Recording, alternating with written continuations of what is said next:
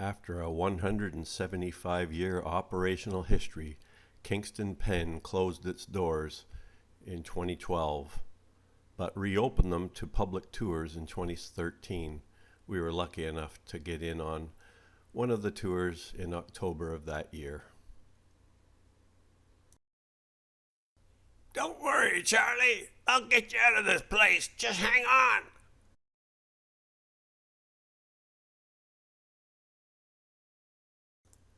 While the fascination of life in a prison certainly is the main attractant to most of the public, I would have to argue for myself it was almost secondary to just my interest in the architecture of the prison itself, being of its age and the fact that Kingston being known as the Limestone City, the entire prison assemblage of buildings was created out of local limestone bedrock. So I found this very interesting to look at, and it's amazing how the masons of the time could really work their artistic wonder with the local limestone.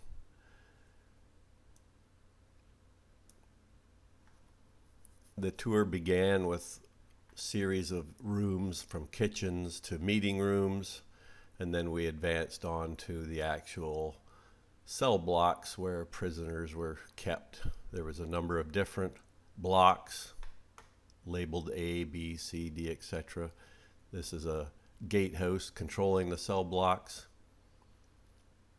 and then a view of some of the cell blocks in one of the ranges.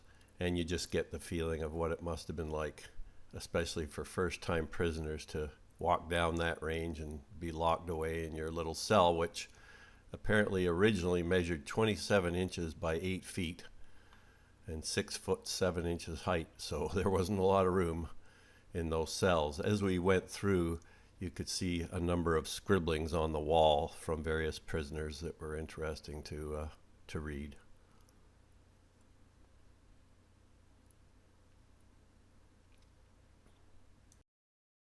Guard!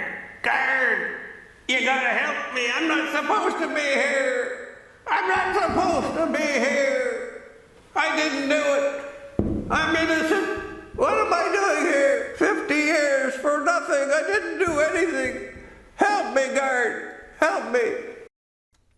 Not hard to come away with a feeling of great desperation and emptiness, having experienced what it must have been like for the prisoners to walk in there. Again, the courtyards inside the prison were interesting to wander through, to see the various areas where they would have been let out for their brief time each day, most of the prisoners.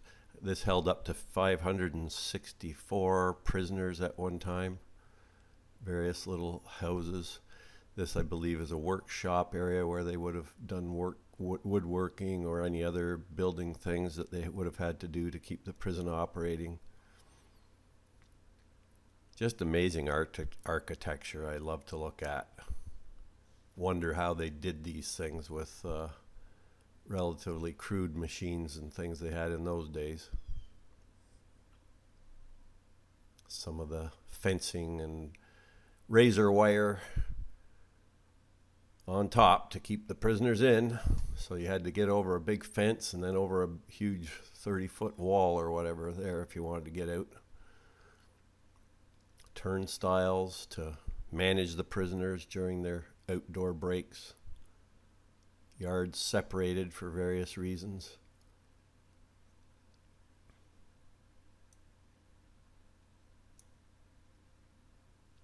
An interesting tour. One I've always wanted to take, even prior to it closing. I thought it'd be neat to go through. I used to walk by this place every day because I worked just a few feet down the road from here in my daily job, so it was interesting to finally get a chance to go in and see what it was like.